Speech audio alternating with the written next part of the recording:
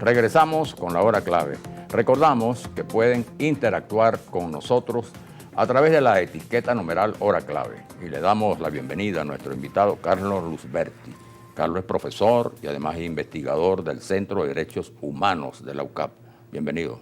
Gracias. Carlos, se están cumpliendo 75 años los convenios de Ginebra, que son convenios básicamente para proteger los derechos humanos, sobre todo en lo que tiene que ver con los conflictos bélicos, ¿no?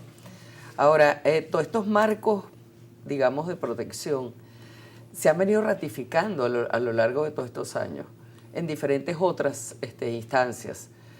Pero eso no concuerda con la vigencia real en los hechos y en la práctica de lo que ellos protegen. Basta ver las guerras que en este momento se están desarrollando en el mundo. ¿Qué piensas tú que está ocurriendo? Bueno, Maki, yo creo que aquí hay algo clave. En 1949, cuando se establecen los convenios de Ginebra, creo que en general el mundo da un salto particularmente importante en el reconocimiento, fue, ¿verdad? ¿sí? Claro. Desde el punto de vista de reconocer a través de los 4 convenios y más tarde sobre sus 2 protocolos, que la guerra tiene límites, que no hay un derecho ilimitado de las partes en un conflicto armado, cualquiera que este sea, internacional o no internacional, de dañar al contrincante, sino que hay unos límites, y estos límites que están establecidos en los convenios, que buscan básicamente humanizar la guerra, no generar daños superfluos, siguen siendo vigentes 75 años después. Un dato que reflejaba el Comité Internacional de la Cruz Roja con motivo del aniversario de los convenios el pasado 12 de agosto, tenía que ver con que los convenios ciertamente habían resistido el paso del tiempo, pero en la medida que habían resistido el paso del tiempo, también los conflictos armados habían venido recrudeciéndose, y de 20 conflictos que habría alrededor del mundo hace algunos años, hoy en día el Comité Internacional de la Cruz Roja identificaba 120 conflictos alrededor del mundo. Y además con una amenaza de un conflicto mucho mayor. Exacto, como el que hay ahorita Claro. en este momento. Entonces, en este contexto es importante, es clave, recuperar la importancia de los convenios, la difusión de los convenios que, si bien han resistido 75 años al paso del tiempo y han seguido dando respuesta a los distintos retos humanitarios alrededor del mundo y a las distintas formas en que van evolucionando los conflictos, que siga estableciéndose este principio, los principios que uniforman los convenios como principios humanitarios que protegen la vida, la dignidad de las personas, que protegen a las personas frente a la tortura, que protegen a las personas que no participan en los conflictos armados, como las personas, como los civiles o como las personas que están heridas o enfermas, que tienen una protección especial frente a las situaciones de violencia en el contexto de conflictos armados, cualquiera que estos sean. Ahora, sin duda alguna, decíamos que existe una amenaza en el sentido de un conflicto mayor, aunque ya tenemos unos años con los conflictos regionales con mayor trascendencia, que ha sido el conflicto de Ucrania, Rusia, la OTAN, y ahora que tiene que ver con lo de Israel, Gaza, Líbano. Los conflictos ahora tienen unas características distintas, y en esas características tienen que ver mucho cómo se implica en sus resultados, ¿no? Independientemente del resultado militar, pero en el resultado final de las guerras, la población civil ahora corre un riesgo mayor, ¿no? Sí, indudablemente, desde el punto de vista del respeto del derecho internacional humanitario, son estos los retos. Es decir, en 1949, cuando los convenios se suscriben con posterioridad a la Segunda Guerra Mundial, había una realidad en el mundo. La mayoría de los conflictos armados eran conflictos armados entre ejércitos regulares que hacían parte de estados que suscribían los convenios. A partir de los últimos años hemos venido viendo cómo los conflictos van cambiando en sus modalidades y van extendiéndose, van mutando de alguna forma, y además se van incorporando otros retos, otros desafíos en la forma en cómo se ejerce la violencia frente a las nuevas tecnologías, el uso de la inteligencia artificial, los drones, pero también los impactos que los medios y los métodos que, repetimos, no son ilimitados para hacer la guerra, tienen, por ejemplo, frente a la población civil, frente al medio ambiente. Son retos más recientes frente a los cuales creo que los principios establecidos en los convenios, humanidad, proporcionalidad, distinción, siguen siendo claves para poder responder a esos nuevos desafíos. Ahora, el problema es que la idea era básicamente proteger civiles. Y ya vemos que en lugar de ocurrir eso, cada vez hay más barbarie. Porque es que limitar eso es un poco, hasta cierto punto, iluso. Porque la guerra es barbarie. En la guerra, como bien lo dice el dicho popular, todo se vale.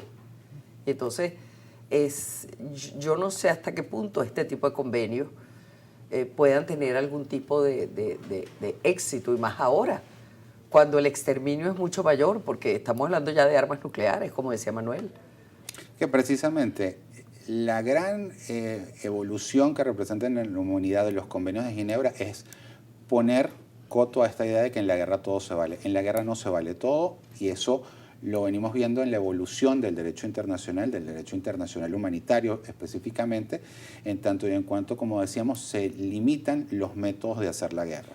Es decir, no se trata de acabar con el enemigo, sino de reducir sus fuerzas para que se vea forzado a rendirse. Y en esto resulta clave lo que establecen los convenios de Ginebra, la protección no solo de los civiles, sino de todas las personas que no participan en el conflicto armado. Por eso hablamos de civiles, pero también de personas que están enfermas, heridas, periodistas que cubren los conflictos armados. No, y el trato a los prisioneros de guerra también tenía una... Los tratos a los prisioneros de guerra, o el personal sanitario que hace labores humanitarias en el contexto. Es decir, desde el punto de vista del derecho internacional y del derecho internacional humanitario en particular, se trata de simplemente limitar el sufrimiento que genera la guerra, entendiendo que el conflicto armado es una situación de violencia, tal cual como tú has descrito, pero que esa violencia no sea innecesaria, que esa violencia no exceda lo que debe ser a las partes directamente involucradas, que en principio son los combatientes, las Fuerzas Armadas, regulares o no regulares, que son quienes tienen la posibilidad, quienes tienen la participación en esas hostilidades. Ahora, aquí en Venezuela nosotros tuvimos un precursor del derecho humanitario en la guerra, que fue Sucre. Y eso para nosotros debe enorgullecernos a nosotros desde el punto de vista de que, bueno, de alguna manera se adelantó a todo esto, a todos los convenios de Ginebra y a todo lo que se ha hecho después, ¿no? Claro, los convenios de Ginebra del 49 son un punto de llegada y un punto de partida. El derecho internacional en general y el derecho humanitario internacional humanitario en particular son el resultado del valor de la costumbre internacional como fuente de derecho. Entonces, si miramos, tal cual como tú mencionas, los desarrollos históricos de los conflictos armados, encontramos que muchas de estas prácticas recogidas en los convenios son precisamente prácticas históricas, como por ejemplo el trato debido a los prisioneros, el canje de prisioneros, el respeto a determinados mínimos. Y esto lo podemos trazar no solamente en los convenios de regularización de la guerra del año 20, que en los cuales ciertamente Sucre tiene una participación estelar, que de alguna forma van recogiendo el histórico de lo que eran las costumbres del siglo XIX, de cómo realizar el conflicto armado, que incluía este tipo de temas, este tipo de respetos, que incluso también podemos encontrar y trazar algunos de estos elementos, por ejemplo, en la capitulación de Miranda, o recientemente en las capitulaciones posteriores a las batallas de Junín y Ayacucho, que también tienen estos elementos. Es decir, en este continuo de desarrollo uno puede razonablemente identificar estos hitos o estos elementos de humanidad que han venido humanizando la guerra a lo largo de siglos en el tiempo, sobre lo cual lo que además reafirma la importancia de hacer el estudio, de promover el estudio, la comprensión en general, no solamente incluso de las Fuerzas Armadas, sino en general de la población, porque creo que es clave precisamente frente a situaciones y contextos de conflicto como ustedes los han descrito, que todo el mundo esté enterado de esto, porque no sabes cuándo puedes estar envuelto. Y a mí me queda marcada una frase con posterioridad de la Guerra de los Balcanes, que uno de los excombatientes que estaba siendo juzgado en los tribunales para la ex Yugoslavia decía: si nosotros hubiésemos sabido que esto no se podía hacer, no lo hubiésemos hecho.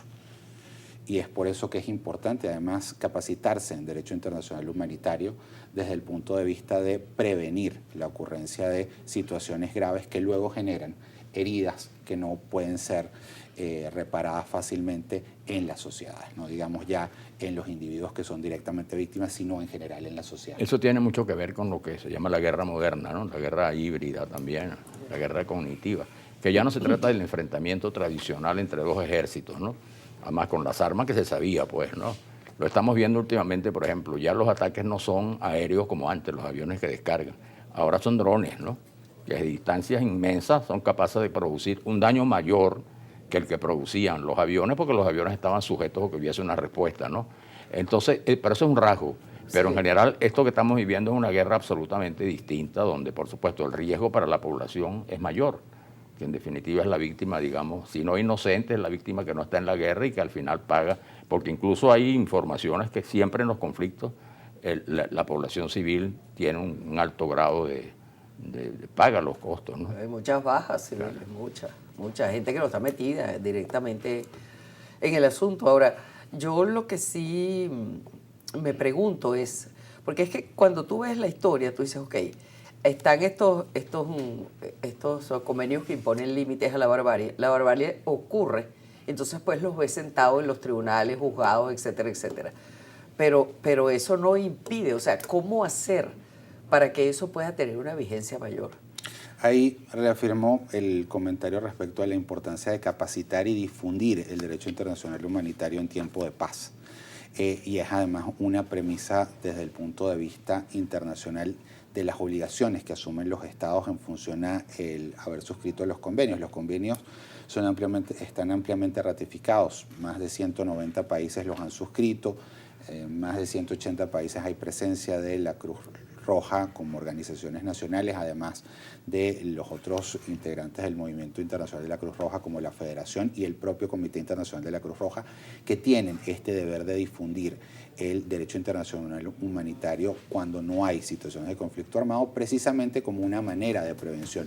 Y en eso, además, otras instituciones participan de esto. Nosotros, por ejemplo, en la UCAP estamos preparando para el año próximo un programa de estudios avanzados en materia de derecho internacional humanitario desde el punto de vista de promover el aprendizaje y la comprensión del derecho internacional humanitario, pero no solamente desde el punto de vista de actividades formales a nivel universitario, sino a través de otras actividades dirigidas a comunidades en general, porque precisamente, como decía Manuel Felipe, en estas formas nuevas o estos nuevos desafíos que tenemos en situaciones de conflictos armados en el siglo XXI, lo más importante es que todas las personas sepan esto desde el punto de vista que puedan reclamar y exigir frente a las partes en conflicto el respeto al derecho internacional. Ahora, tal vez debería comenzarse por los propios ejércitos, ¿no? Es también un punto de partida. Los ejércitos, las Fuerzas Armadas tienen también una obligación directa desde el punto de vista de capacitar a todo nivel, igual que los cuerpos policiales, por ejemplo, en materia de derecho internacional humanitario. Por eso es que resulta tan importante el valor de la educación y capacitación en derecho internacional humanitario, en derecho internacional de los derechos humanos, en derecho internacional en general, para prevenir las graves violaciones al derecho internacional humanitario que terminan por constituir crímenes internacionales. Carlos, muchas gracias por habernos acompañado. Gracias. Muy interesante el tema y muy vigente, ¿no? No, es súper vigente y de verdad a veces uno se encuentra que tú no sabes por dónde tomar ese rábano, por cuál hoja, porque realmente se te va de las manos en medio de un conflicto y tienes al Papa desesperado pidiendo que se respete la vida de los civiles, etcétera. Y fíjate, cuando entras en lo que es el tren de la guerra, bajarse de esa cantidad de atrocidades es muy difícil. Pero lo que tú dices es verdad, hay que tratar de difundir esto por lo menos. Vamos a la pausa, Bueno. ya volvemos.